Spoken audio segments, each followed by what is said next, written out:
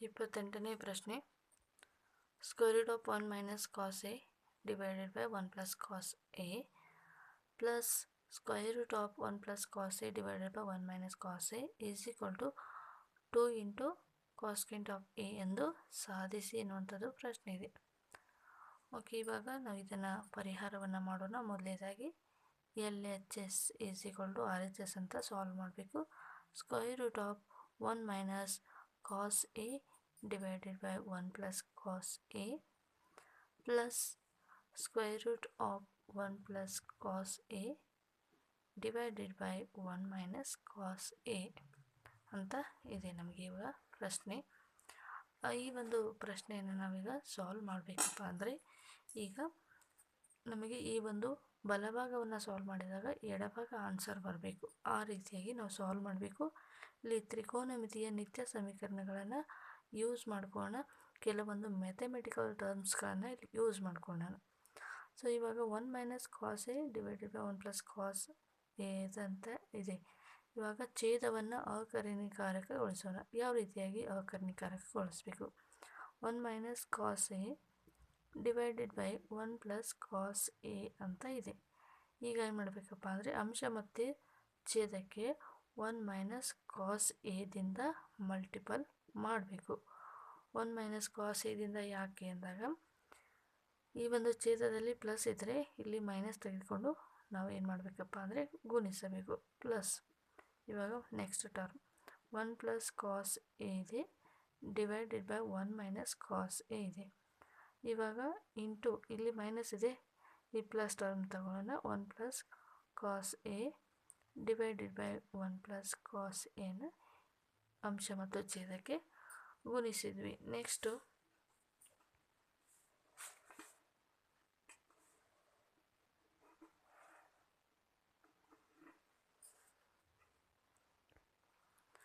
Next ಏನು ಮಾಡಬೇಕಪ್ಪ ಅಂತಂದರೆ square root of 1 minus cos A ಇದೆ, 1 ಮೈನಸ್ ಕಾಸ್ ಎ ಇದೆ. ಇದನ್ನು 1 minus cos A whole square ಅಂತ ಬರೀತೀನಿ. ಡಿವೈಡೆಡ್ ಬೈ ಈ ಕೆಳಗಡೆ ಏನಿದೆ 1 minus cos A into 1 minus cos A, 1 plus cos A 1 minus cos A ಇದೆ. ಇದನ್ನು ನಾವು 1 square minus cos square A ಅಂತ ಬರೀಬೋದು. Plus square root of 1 plus cos A whole square divided by 1 square minus cos square A ಅಂತ ಬರಿಬೋದು. Next ಇವಾಗ square route cancel ಆಗುತ್ತೆ. ಇಲ್ಲಿಯೂ ಕೂಡ ಸ್ಕ್ವೇರ್ ರೂಟು ಎರಡು ಕೂಡ ಕ್ಯಾನ್ಸಲ್ ಆಗುತ್ತೆ. ಕೆಳಗಡೆ ಅಂದರೆ ಇದು 1 ಮೈನಸ್ ಕಾಸ್ ಎ ಉಳಿಯುತ್ತೆ divided by 1 minus cos square A ತಂದಾಗ divided by sine square A. Identity ಏನು ಐಡೆಂಟಿಟಿಪ್ಪ ಅಂದರೆ sine square A plus cos square A is equal to 1 ಅಂತ ಸೂತ್ರ ಇದೆ. ಇವಾಗ ಈ ಕಾಸ್ ಈ ಕಡೆ ಹೋದಾಗ sine square A is equal to 1 minus cos square A ಅಂತ ಇಲ್ಲಿ ಯೂಸ್ ಆಗುತ್ತೆ. 1 minus cos square is equal to sine square A ಅಂತ ನಾವಿಲ್ಲಿ ತೆಗೆದುಕೊಂಡಿದ್ದೀವಿ. Okay, next 1 plus cos A divided by sine square A. ಇವಾಗ ನಾನು ಏನು ಮಾಡ್ತೀನಪ್ಪ ಅದರಂತೆ ಛೇದವನ್ನು ಲಸ ತೆಗೆದಾಗ ಏನು ಬರುತ್ತೆ, ಇದು ಇಲ್ಲಿ ನೇರವಾಗಿ ಈ ಟರ್ಮ್ ಸೈನ್ ಸ್ಕ್ವೇರ್ ಎ ಅಂತ ಬರುತ್ತೆ. ಇವಾಗ ಇದನ್ನು ಈ ರೀತಿಯಾಗಿ ಇನ್ನೊಂದು ಸ್ಟೆಪ್ ಇದೆ, ಸ್ಕ್ವೇರು. ಓಕೆ, ಇಲ್ಲಿ ಸ್ಕ್ವೇರ್ ರೂಟ್ ಕ್ಯಾನ್ಸಲ್ ಆಗುತ್ತೆ, ಸ್ಕ್ವೇರ್ ರೂಟ್ ಕ್ಯಾನ್ಸಲ್ ಆಗುತ್ತೆ, ಸೈನ್ ಸ್ಕ್ವೇರ್ ಈ ರೂಟು ಕ್ಯಾನ್ಸಲ್ ಆಗುತ್ತೆ, ಸ್ಕ್ವೇರು ಕ್ಯಾನ್ಸಲ್ ಆಗುತ್ತೆ. ಸೊ ಇವಾಗ ಏನು ಉಳಿಯುತ್ತೆ ಅಂದರೆ 1 minus cos A divided by sine A ಉಳಿಯುತ್ತೆ. Plus 1 plus cos A divided by sine A. Next ಈ ಟರ್ಮನ್ನು ನಾನು 1 minus cos A plus 1 plus cos A divided by plus ತೆಗೆದಾಗ ಸೈನ್ ಎ ಬರುತ್ತೆ. Plus cos A minus cos A cancel ಆಗುತ್ತೆ. Next ಏನು term ಉಳಿಯುತ್ತೆ ನೋಡಿ, 1 plus 1 2 divided by sine A.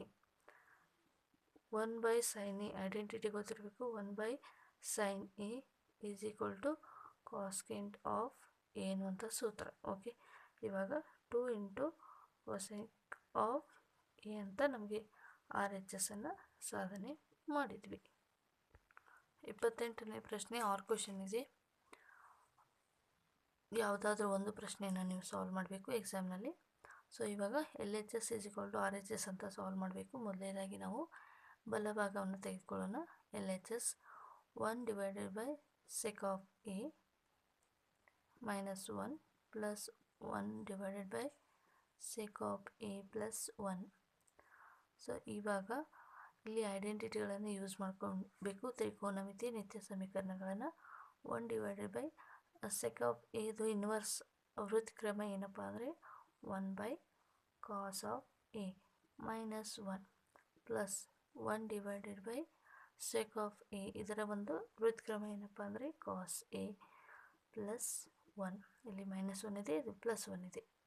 So ಇವಾಗ 1 divided by 1 minus cos A into 1 cos A divided by cos A plus 1 divided by 1 plus cos A divided by cos A. ಈ ಎರಡು cos ಏನಾಗ್ತಪ್ಪ ಅಂದರೆ ಮೇಲ್ಗಡೆ ಹೋಗ್ತವೆ. Cos A divided by 1 minus cos A plus ಈ cos ಏನಾಗುತ್ತೆ ಮೇಲ್ಗಡೆ ಹೋಗುತ್ತೆ. Cos A divided by 1 plus cos A ಇಷ್ಟಾಯಿತು. ನೆಕ್ಸ್ಟ್ ಏನು ಮಾಡಬೇಕಪ್ಪ ಅಂದರೆ ಕ್ರಾಸ್ ಮಲ್ಟಿಪ್ಲಿಕೇಶನನ್ನು ಮಾಡ್ಕೋಬೇಕು ಅಥವಾ LCM ಅನ್ನು ನಾವು ತೆಗಿಬೇಕು. ಸೊ ಈ ಒಂದು ಹೋಲ್ ಟರ್ಮನ್ನು ನಾವು ಇಲ್ಲಿ ಕಂಟಿನ್ಯೂ ಮಾಡೋಣ. 1 minus cos A into 1 plus cos A ಏನಾಗುತ್ತೆ ಅಂದರೆ 1 square plus cos square A ಆಗುತ್ತೆ. ಓಕೆ, ಇದನ್ನು ಕೇವಲ 1 ಅಂತ ಬರೋದ್ರೂ ಕೂಡ ನಡೆಯುತ್ತೆ. ಸೊ ಇವಾಗ cos A into 1 plus cos A ಈ ಟರ್ಮು ಈ ಕಡೆ ಮಲ್ಟಿಪಲ್ ಆಗುತ್ತೆ. ನೆಕ್ಸ್ಟ್ ಪ್ಲಸ್ ಕಾಸ್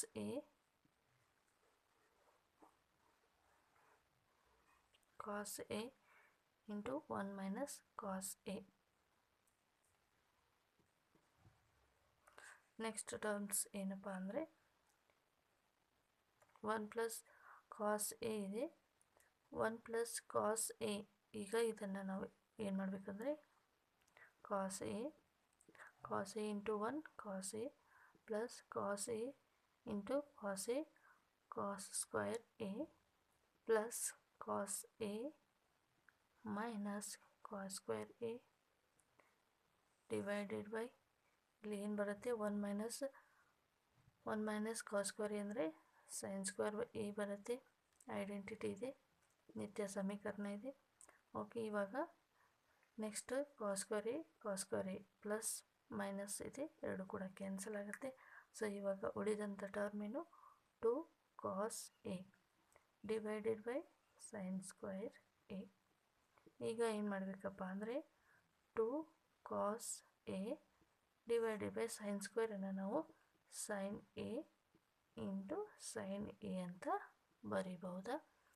ಹಾಗಾದರೆ 1 divided by 2 divided by sine A into cos A divided by sine A.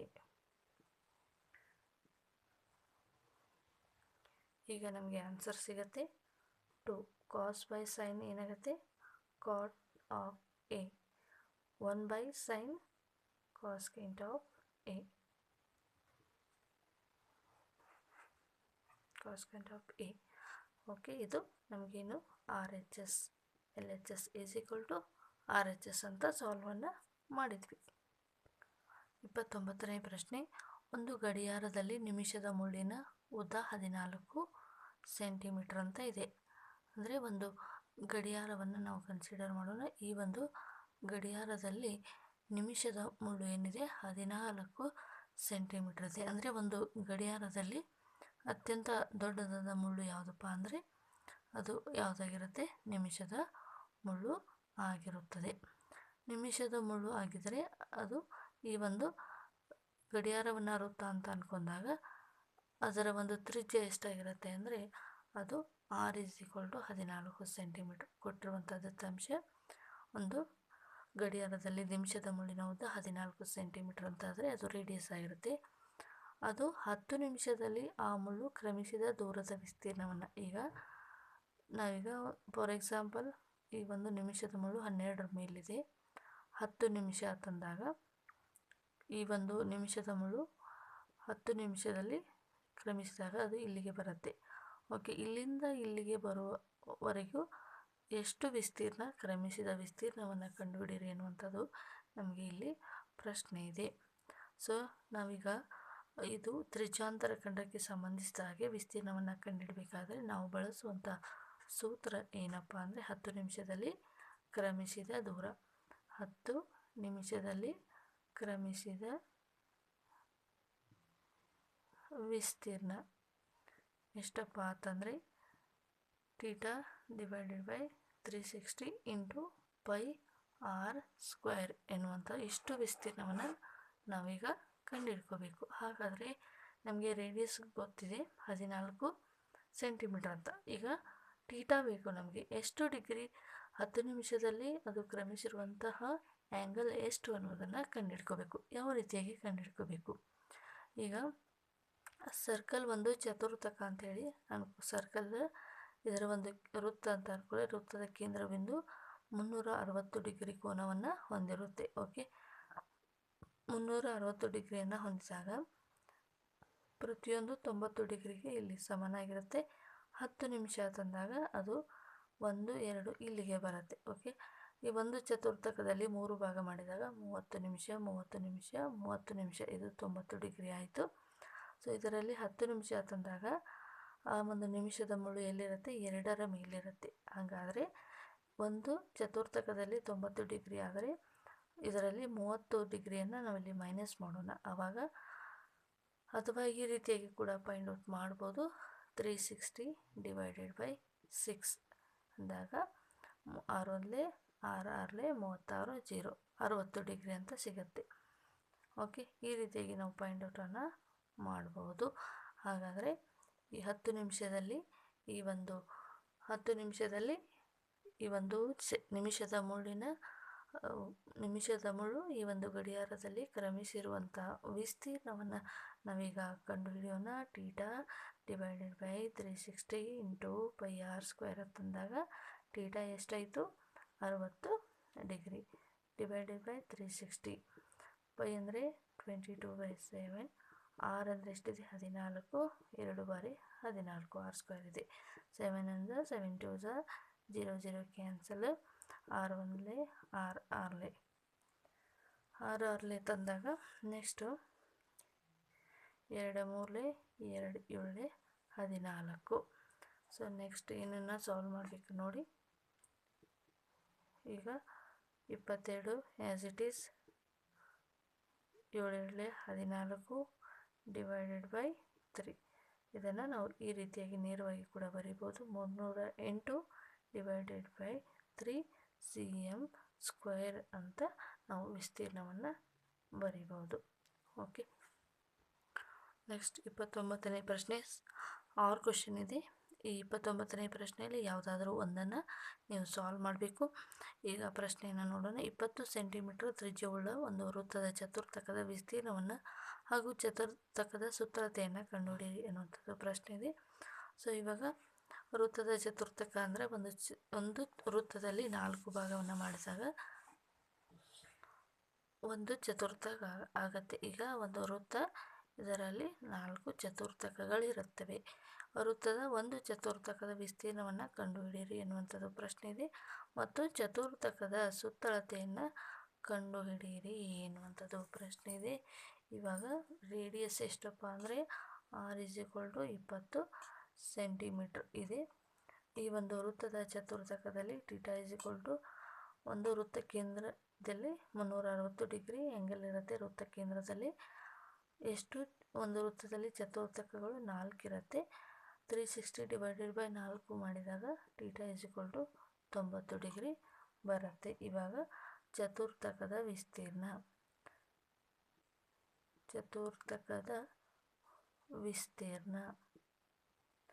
is equal to theta divided by 360 pi r square. So theta ಎಷ್ಟಿದೆ 90 divided by 360 into 22/7. R ಎಷ್ಟಿದೆ 20 into 20. ಇವಾಗ ಇದನ್ನು solve ಮಾಡಿದಾಗ 0 0 cancel ಆಗುತ್ತೆ. Next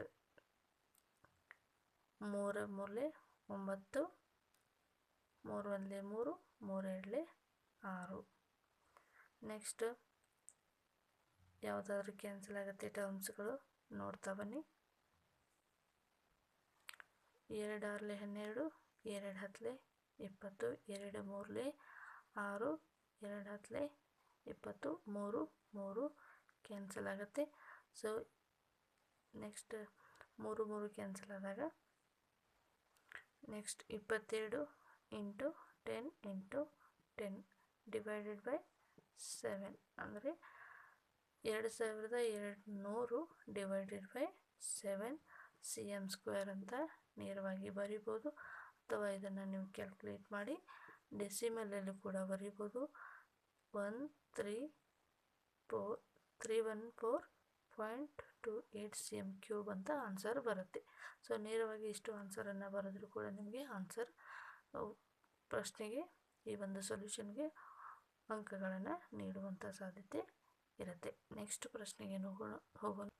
next ಇದೇ ಒಂದು ಪ್ರಶ್ನೆಯಲ್ಲಿ ಚತುರ್ಥಕದ ಸುತ್ತಳತೆಯನ್ನು ಕಂಡುಹಿಡಿಯಿರಿ ಎನ್ನುವಂಥದ್ದು ಇಲ್ಲಿ ಸಬ್ ಕ್ವಶನ್ ಇದೆ. ಇದರಲ್ಲಿ ಇದೇ ಒಂದು ಪ್ರಶ್ನೆಯಲ್ಲಿ ಚತುರ್ಥಕದ ಸುತ್ತಳತೆಯನ್ನು ಕೂಡ ಕಂಡುಹಿಡಿಯಿರಿ ಅಂದಿದ್ದಾರೆ. ಚತುರ್ಥಕದ ಸುತ್ತಳತೆ,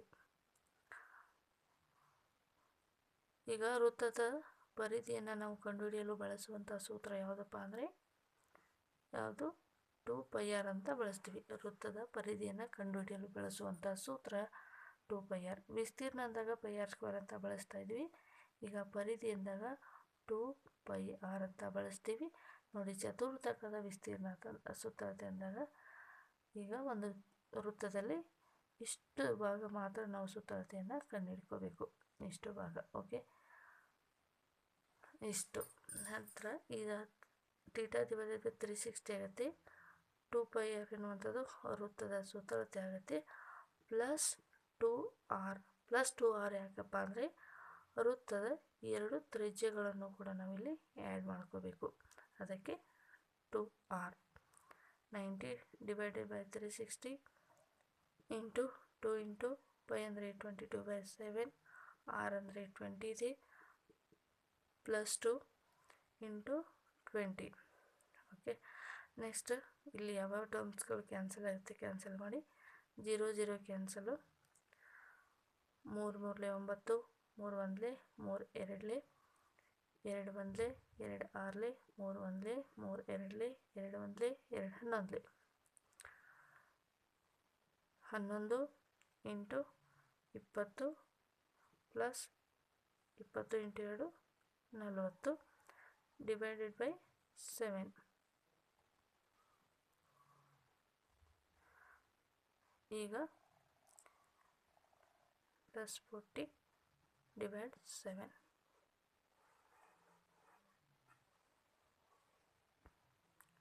ಈ ಒಂದು ಟರ್ಮ್ಸನ್ನು ನಾವು ಡೆಸಿಮಲಲ್ಲಿ ಕೂಡ ಬರಿಬೋದು. 7 1 7, 7 3 21, 1 ಉಳಿಯುತ್ತೆ, ಇಲ್ಲಿ 10 ಆಗುತ್ತೆ. 7 1 7, ನೆಕ್ಸ್ಟು 3 ಉಳಿಯುತ್ತೆ, 7 4 28. ಈಗ 31.4 ಇಷ್ಟೇ ತೆಗೆದುಕೊಳ್ಳೋಣ. ಪ್ಲಸ್ 40, ಎರಡನ್ನು ಕೂಡಿದಾಗ 71.42 ಸೆಂಟಿಮೀಟರ್ ಎನ್ನುವಂಥದ್ದು ಈ ಒಂದು ಚತುರ್ಥಕದ ಸುತ್ತಳತೆ ನಮಗೆ ಆನ್ಸರ್ ಸಿಗತ್ತೆ. 30ನೇ ಪ್ರಶ್ನೆ, ಕೊಟ್ಟಿರುವಂಥ ನಕ್ಷೆಯಲ್ಲಿ ಪಿ ಬಿಂದು ಇದಾಗತ್ತೆ.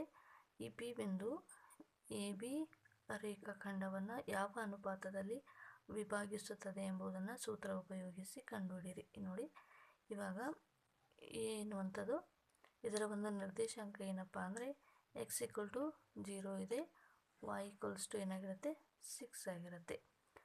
ಇಲ್ಲಿ ಪಿ ನಿರ್ದೇಶಾಂಕ ಏನಿದೆ 2 2 ಅಂದರೆ 2, 2 ಇದೆ. ಬಿ ನಿರ್ದೇಶಾಂಕ ಏನಿದೆ ಅಂದರೆ x = 3 ಇದೆ, y = 0 ಅಂತ ಇದೆ. ಸೊ ಇಲ್ಲಿ ಈ ಪಿ ಬಿಂದು ಏನು ಮಾಡ್ತಾ ಇದೆ, ಎ ಬಿ ರೇಖಾಖಂಡವನ್ನು ವಿಭಾಗಿಸ್ತಾ ಇದೆ. M1 ಅನುಪಾತ M2 ವಿಭಾಗಿಸ್ತಾ ಇದೆ. ಈ ಒಂದು ಅನುಪಾತದಲ್ಲಿ ವಿಭಾಗಿಸ್ತಾ ಇದ್ದರೆ ಇದನ್ನು ಸೂತ್ರ ಉಪಯೋಗಿಸಿ ಅನುಪಾತವನ್ನು ಕಂಡುಹಿಡಿಯಿರಿ ಎನ್ನುವಂಥದ್ದು ಪ್ರಶ್ನೆ ಇದೆ. ಇಲ್ಲಿ ವಿಭಾಗಿಸುವಂತಹ ನಿಯಮವನ್ನು ವಿಭಾಗಿಸುವ ನಿಯಮದ ಸೂತ್ರ ಏನಿದೆ ಆ ಒಂದು ಸೂತ್ರವನ್ನು ಯೂಸ್ ಮಾಡಿಕೊಂಡು ಕೊಟ್ಟಿರುವಂಥ ನಿರ್ದೇಶಾಂಕದಿಂದ ನಾವು ಸಾಲ್ವ್ ಮಾಡೋಣ. ಇವಾಗ ಈ ನಿರ್ದೇಶಾಂಕ ಏನಿದೆ ಅಂತ ಬರ್ಕೊಳ್ಳೋಣ. ಇದನ್ನು x1 y1 ಅಂತ ತೆಗೆದುಕೊಳ್ಳೋಣ. ಅದು 0 6 ಆಗಿರುತ್ತೆ. ಬಿ ನಿರ್ದೇಶಾಂಕ ಏನಿದೆ ಇದನ್ನು x2 y2 ಅಂತ ತೆಗೆದುಕೊಳ್ಳೋಣ. ಇದು 3 0 ಆಗಿರುತ್ತೆ. ಪಿ ನಿರ್ದೇಶಾಂಕ x y ಆಗಿರಲಿ 2, 2 ಇದು ಪಿ ದ ನಿರ್ದೇಶಾಂಕ. ನಾವೀಗ ಏನನ್ನು ಕಂಡುಹಿಡಬೇಕು, M1 ಅನುಪಾತ M2 ಅನ್ನು ಕಂಡುಹಿಡ್ಕೋಬೇಕು. ಓಕೆ, ಇವಾಗ ಸೂತ್ರವನ್ನು ಯೂಸ್ ಮಾಡೋಣ. ಇಲ್ಲಿ ಈ ಎರಡು ಎ ಮತ್ತು ಬಿ ರೇಖಾಖಂಡವನ್ನು ವಿಭಾಗಿಸುವಂತಹ ಮಧ್ಯದಲ್ಲಿರುವಂತಹ ಬಿಂದು ಏನಿದೆ 2, 2 ಅಂತ ಇದೆ. ಸೊ ವಿಭಾಗಿಸುವಂತಹ ನಿಯಮ ಏನಿದೆ, ಸೂತ್ರ ಏನಿದೆ, ಈ ಸೂತ್ರವನ್ನು ನಾವೀಗ ಬರೆದುಕೊಳ್ಳೋಣ. P X Y is equal to M1 x2 plus M2 x1 divided by M1 M2. ಇದು ಎಕ್ಸ್ನ ನಿರ್ದೇಶಾಂಕದ್ದು.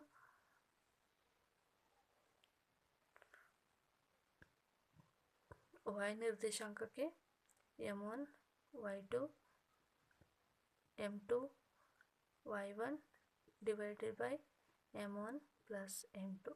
ಇದು ವಿಭಾಗಿಸುವ ಸೂತ್ರ. ಈ ಸೂತ್ರದಲ್ಲಿ ನಾವು ಏನು ಮಾಡೋಣಪ್ಪ ಅಂದರೆ ಪಿ ಆಫ್ ಎಕ್ಸ್ ವೈ ಅಂದರೆ ಎಷ್ಟಿದೆ, 2, 2 ಅಂತ ಇದೆ. ಸೊ ಇವಾಗ ಎಕ್ಸ್ ಒಂದೇ ಟರ್ಮ್ಗೆ ನಾವು ಈ ಒಂದು ವ್ಯಾಲ್ಯೂಗಳನ್ನು ಅಪ್ಲೈ ಮಾಡೋಣ. M1 ಗೊತ್ತಿಲ್ಲ, x2 ಎಷ್ಟಿದೆ, 3 ಇದೆ. M2 ಕೂಡ ಗೊತ್ತಿಲ್ಲ, x1 ಎಷ್ಟಿದೆ, 0 ಇದೆ. Divided by M1 plus M2. So ಇದೊಂದೇ ಎಕ್ಸ್ ಟರ್ಮ್ ಒಂದೇ ತೆಗೆದುಕೊಂಡು ನಾವು M1 M2 ವ್ಯಾಲ್ಯೂಗಳನ್ನು ಫೈಂಡ್ ಔಟ್ ಮಾಡೋಣ. ಸೊ ಇವಾಗ ಎಕ್ಸ್ ಟರ್ಮನ್ನು ಮಾತ್ರ ತೆಗೆದುಕೊಂಡಿರೋದ್ರಿಂದ ನಾವು ಇಲ್ಲಿ ಕೂಡ ಎಕ್ಸ್ ಒಂದೇ ನಿರ್ದೇಶಾಂಕವನ್ನು ತೆಗೆದುಕೊಳ್ಳೋಣ. 2 is equal to M1 into 3. M2 into 0 0 ಆಗುತ್ತೆ. Divided by M1 plus M2. Next cross multiplication ಮಾಡೋಣ. 2M1 plus 2M2 is equal to M1. ಇದನ್ನು ನಾವು 3M1 ಅಂತ ಕೂಡ ಬರಿಬೋದು. Next 2M2 3M1. ಇದು 2M1 ಈ ಕಡೆ ಬಂದಾಗ 2M1 M2 3M1 minus 2M1 M1 ಮಾತ್ರ ಉಳಿಯುತ್ತೆ. ಸೊ ಇವಾಗ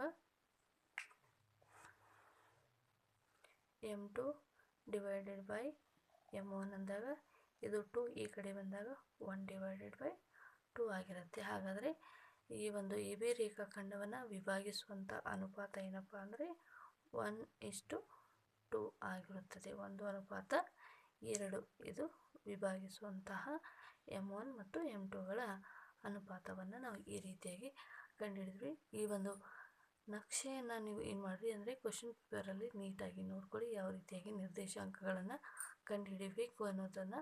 ಮೊದಲನೇದಾಗಿ ಈ ಒಂದು ನಕ್ಷೆಯನ್ನು ಗಮನಿಸಿ ನಿರ್ದೇಶಾಂಕವನ್ನು ಬರೆದುಕೊಂಡು ನಂತರ ಸೂತ್ರವನ್ನು ಉಪಯೋಗಿಸಿ ಈ ಒಂದು ಅನುಪಾತವನ್ನು ಕಂಡುಹಿಡಬೇಕಾಗುತ್ತೆ. Okay,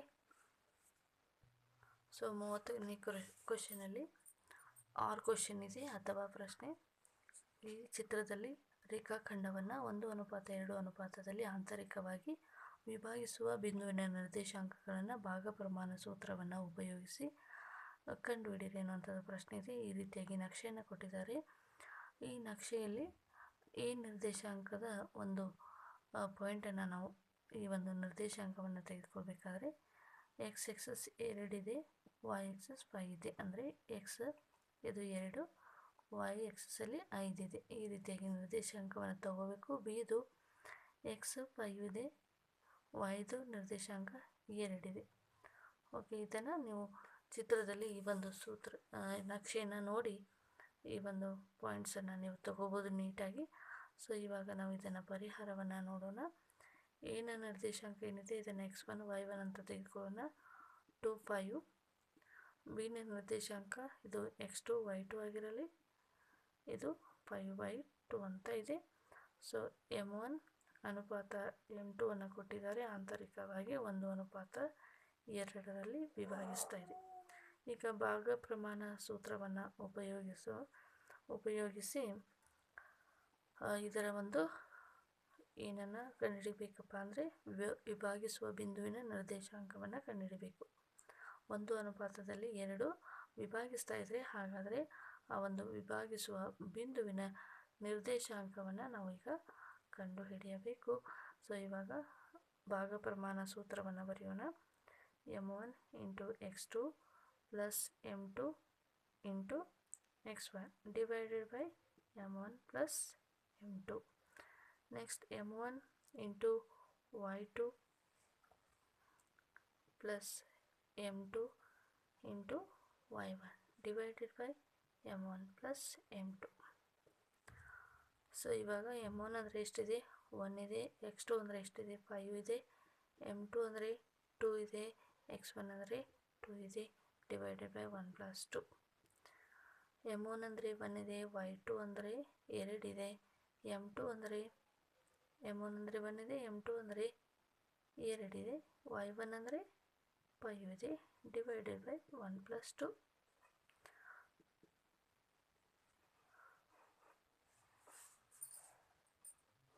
next 5 × 1 5, 2 2 4 divided by 3, 2 + 2 5 10 divided by 3.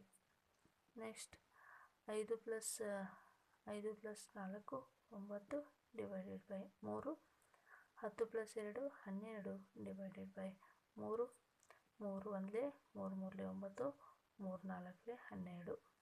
ಈ ಒಂದು ಆಂತರಿಕವಾಗಿ ವಿಭಾಗಿಸುವ ಬಿಂದುವಿನ ನಿರ್ದೇಶಾಂಕವನ್ನು ಭಾಗ ಪ್ರಮಾಣ ಸೂತ್ರ ಉಪಯೋಗಿಸಿ ಕಂಡುಹಿಡಿ ಅಂತ ಅಂದಿದ್ರು. 3 4 ಅಂದಿದ್ದಾರೆ.